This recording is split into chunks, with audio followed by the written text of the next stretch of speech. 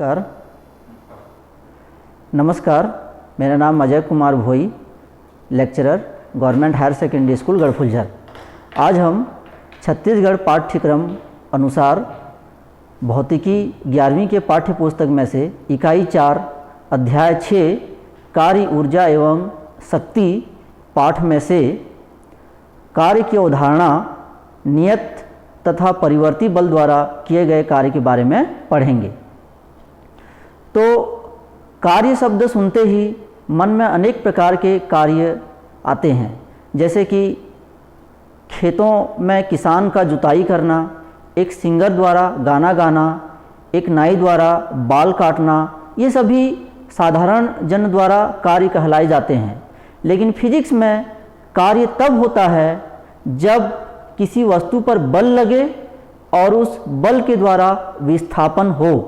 अर्थात यदि हम कार्य की परिभाषा अगर देखें, उसका सूत्र देखें, तो कार्य बराबर बल और इस बल के द्वारा बल की दिशा में विस्थापन, इसे ही हम कार्य कहेंगे। अगर हम कार्य को W से दिखाएं, बल को F से, तो बल गुणित विस्थापन, ये इस प्रकार से कार्य का सूत्र होता है। यदि बल लगाने पर बल की दिशा में विस्थापन हो तो कार्य बराबर होता है बल गुणित विस्थापन। एक उदाहरण लेते हैं। ये भौतिकी का पुस्तक है। इसको मैं 20 न्यूटन बल लगाते हुए यदि 10 सेंटीमीटर उठाता हूं, तो 20 सेंटीमीटर मैंने बल लगाया, 20 न्यूटन मैंने बल लगाया और 20 न्यूटन बल ऊपर की ओर लगाया और 10 सेंटीमीटर यह ऊपर की ओर विस्थापित होता है। तो मेरे द्वारा जो किया गया कार्य होगा, मैंने 20 न्यूटन का बल लगाया था, 20N गुणित मैंने इसको 10 सेंटीमीटर ऊपर उठाया था। तो विस्थापन 10 सेंटीमीटर को अगर हम SI यूनिट में कन्वर्ट करेंगे तो 0.1 मीटर। तो मेरे द्वारा किया गया कुल कार्य हो गया 20 गुणित 0.1 अर्थात 2 newton metre. 2 newton metre, newton metre को हम SI यूनिट में जूल भी कहते हैं। तो इस प्रकार मेरे द्वारा किया गया कार्य हो जाएगा 2 जूल।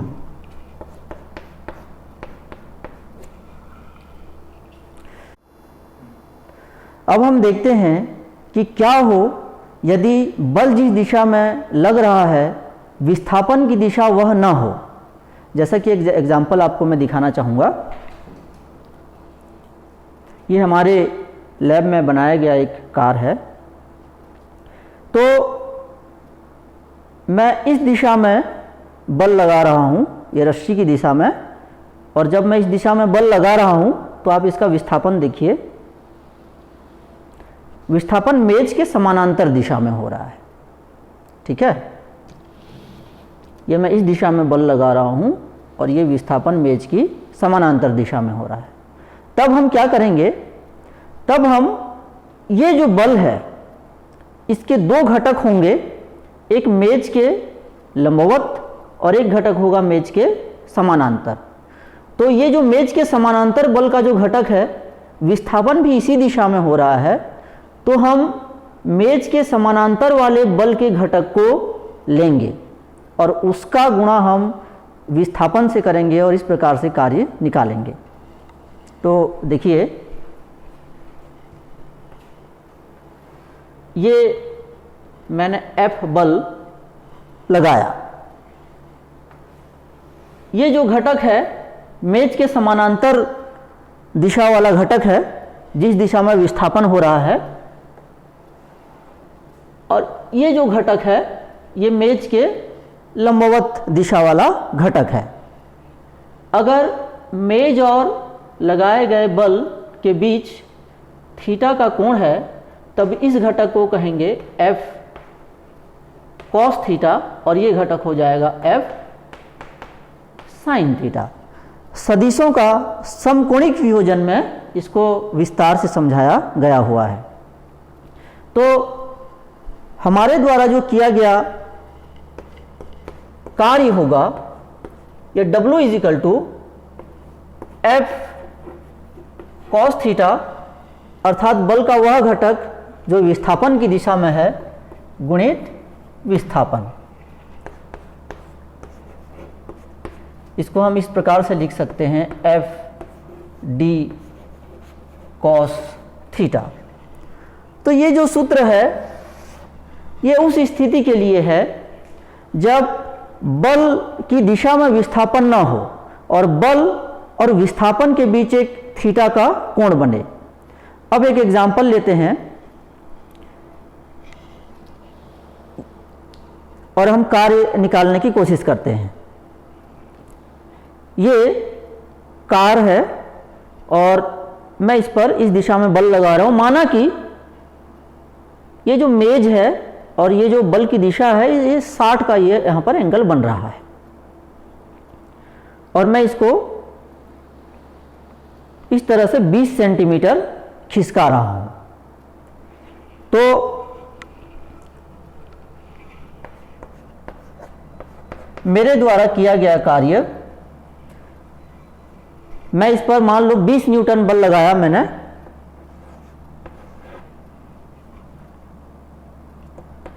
न्यूटन बल और 20 सेंटीमीटर मैंने खिसकाया। तो 20 सेंटीमीटर को SI यूनिट में कन्वर्ट करेंगे तो 0.2 मीटर होगा और 60 का कोण अगर वहां पर बन रहा है तो cos 60 तो 20 और इन दोनों को गुणा करेंगे तो ये हो जाएगा 4 गुणित cos 60 का हो जाएगा 1/2 और न्यूटन मीटर अर्थात 2 और न्यूटन मीटर अर्थात जूल।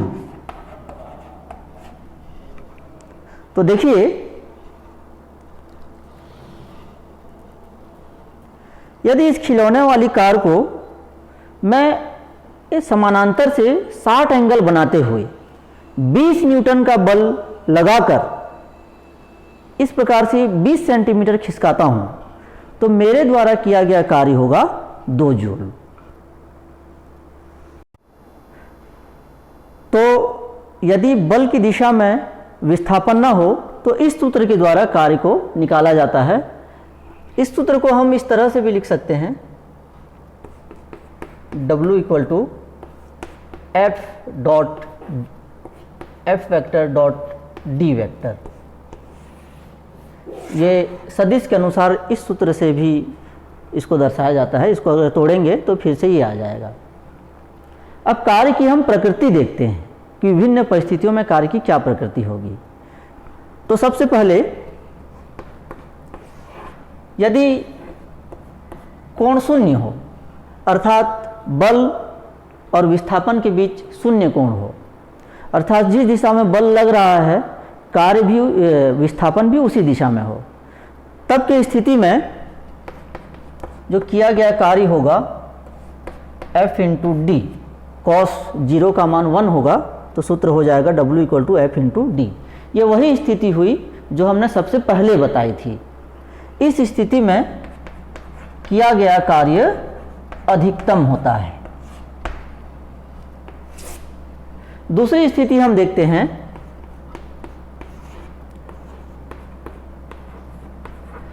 जब बल और विस्थापन के बीच 90 का कोण बने।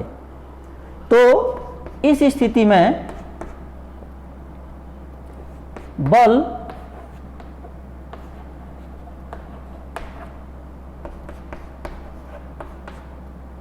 तो cos 90 का मान 0 होता है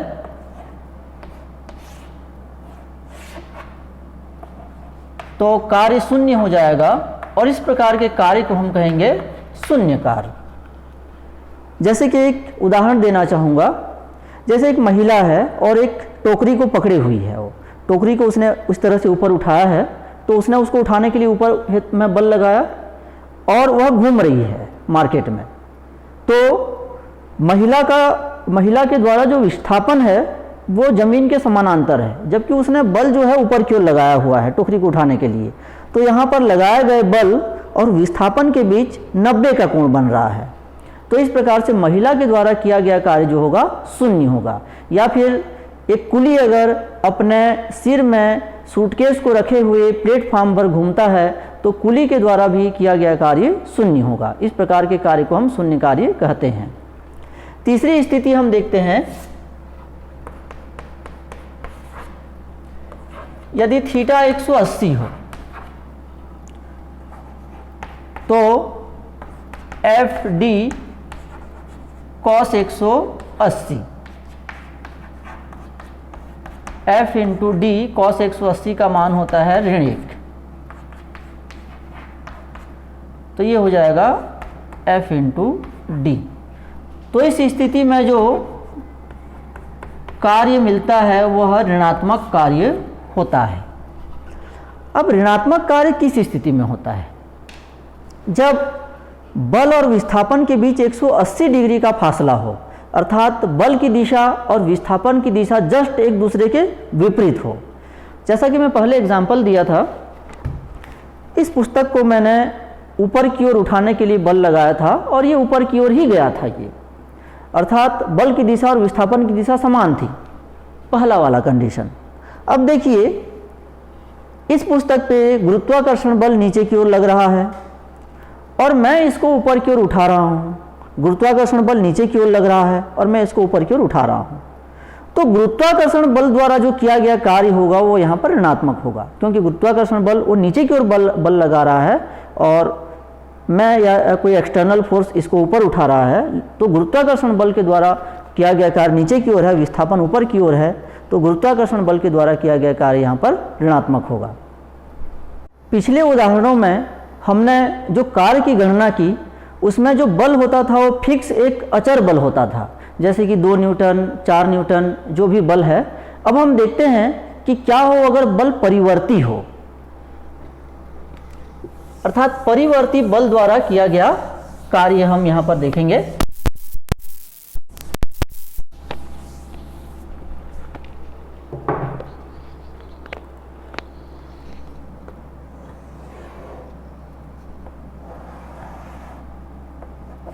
ये एक्स एक्सिस और ये वाई एक्सिस।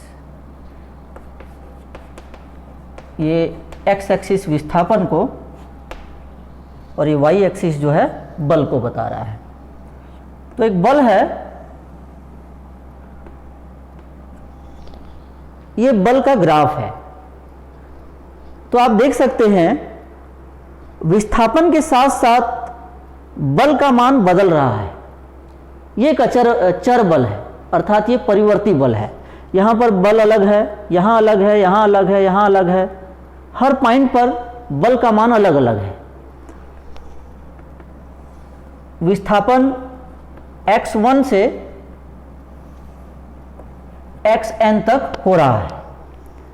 चूंकि बल जो है विस्थापन के साथ अलग अलग, विस्थापन में बल का मान अलग अलग है, तो ये एक विस्थापन का फलन है या दूरी का फलन है ये बल, जिसको हम Fx से दर्शाएंगे। अब इस परिवर्ती बल द्वारा किए गए कार्य की हम गणना कैसे करेंगे?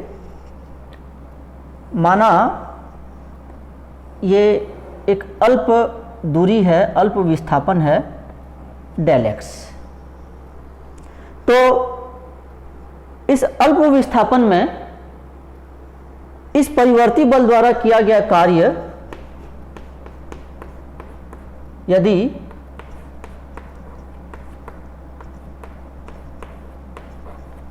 एफ एक्स जो बल का जो फलन है गुणित अल्प दूरी डेल एक्स ये है, तो कुल कार्य निकालने के लिए हमें ऐसे छोटे छोटे दूरी खिसकाने में जो किया गया कार्य है, सभी कार्यों को हमें जोड़ना पड़ेगा। जैसे यहाँ से यहाँ तक खिसकाने में किया गया कार्य, फिर यहाँ से यहाँ तक खिसकाने में किया गया कार्य, यहाँ से यहाँ तक खिसकाने में किया गया कार्य, ये सभी कार्यों को हमें यहाँ से यहाँ तक हमें पूरे को जोड़ना पड़ेगा। जोड़ने के लिए हम सिग्मा का प्रयोग करते हैं, तमाम छोटे छोटे कार्यों का योग, अर्थात सिग्मा डेल डब्ल्यू। और ये कहाँ से कहाँ तक जोड़ेंगे इसको? x1 से xn तक। तो हमारा सूत्र कुछ इस प्रकार से हो जाएगा,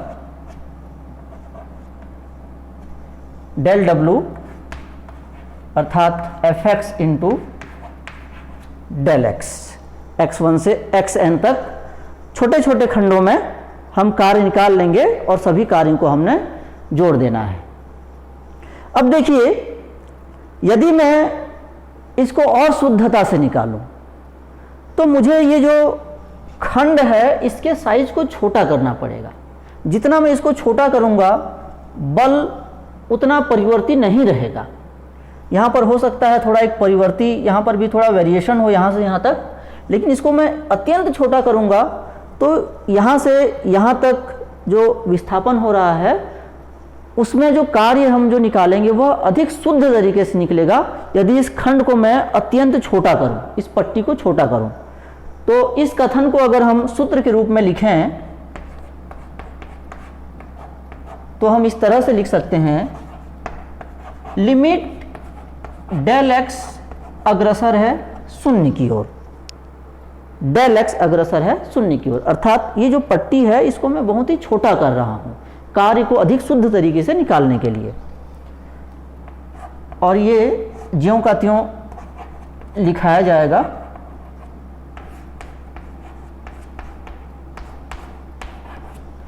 तो ये जो सारा चीज मैंने यहां लिखा है ये समाकलन का रूप ले लेगा, जिसमें ये x1 से xn जो है ये लिमिट हो जाएगी, x1 लोअर लिमिट और xn अपर लिमिट। और ये बल का फलन जो परिवर्ती बल है, और ये डेल x की जगह इसको हम dx लिख लेंगे। तो परिवर्ती बल द्वारा किए गया जो कार्य है उसको हम इस सूत्र के द्वारा निकाल सकते हैं, समाकलन विधि से निकाल सकते हैं। जो बल है वो अगर दूरी का फलन है तो फलन दिया हुआ रहेगा, तो फलन को दूरी के सापेक्ष या विस्थापन के सापेक्ष हम समाकलन कर लेंगे, लिमिट लगा देंगे कि कहाँ से कहाँ तक वो विस्थापन हुआ है। चलिए हम एक उदाहरण लेते हैं। एक x अक्ष के अनुदिश एक अचर बल लग रहा है जिसका मान है 4x² प्लस 3x, और वह x बराबर 2 से x बराबर 3 मीटर तक किसी पिंड को विस्थापित करता है, तो उसके द्वारा किए गए कार्य की गणना करना है। तो आइए देखते हैं हम।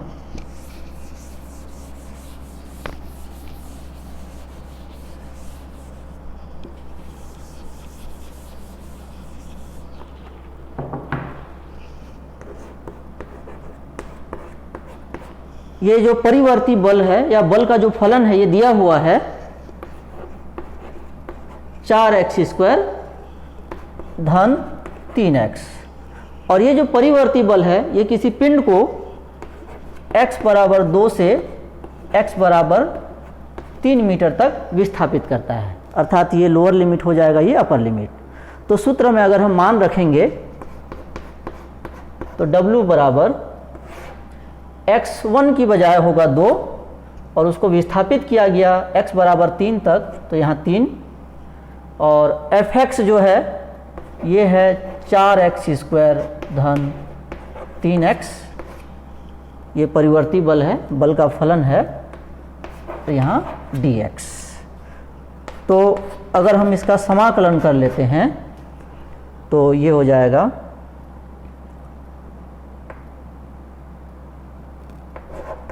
4x का घात 3/3 इसका समाकलन हो जाएगा 3 x का घात 2/2। समाकलन में जो चर राशि रहता है उसका घात में 1 जुड़ जाता है और बटे में भी 1 जुड़ के लिखते हैं। ये सूत्र है, ये लिमिट।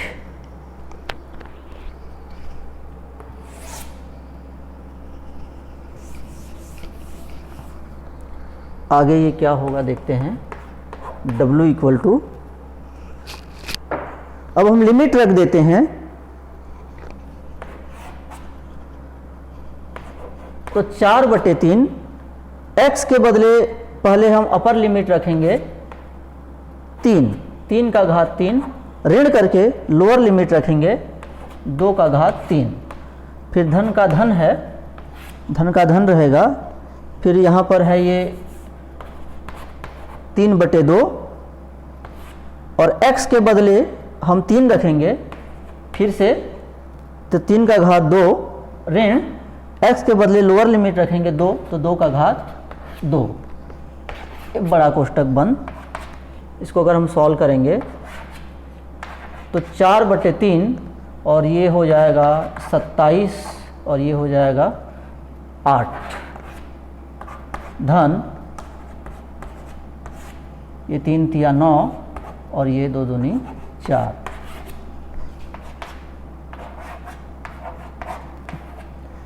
ये 27 में 8 गया, ये होगा 19 और ये 3/2, 9 में 4 गया, ये होगा 5।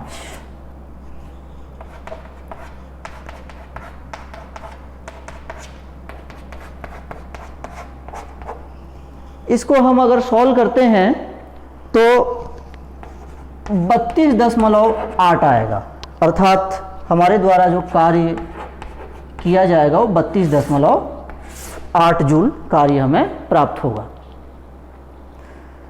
धन्यवाद। तो आज हमने देखा कि चर बल द्वारा किया गया कार्य और अचर बल द्वारा किया गया कार्य, एक नियत बल द्वारा और परिवर्ती बल द्वारा किया गया कार्य के प्रकार, इन सभी विषयों पर आज हमने चर्चा की। धन्यवाद।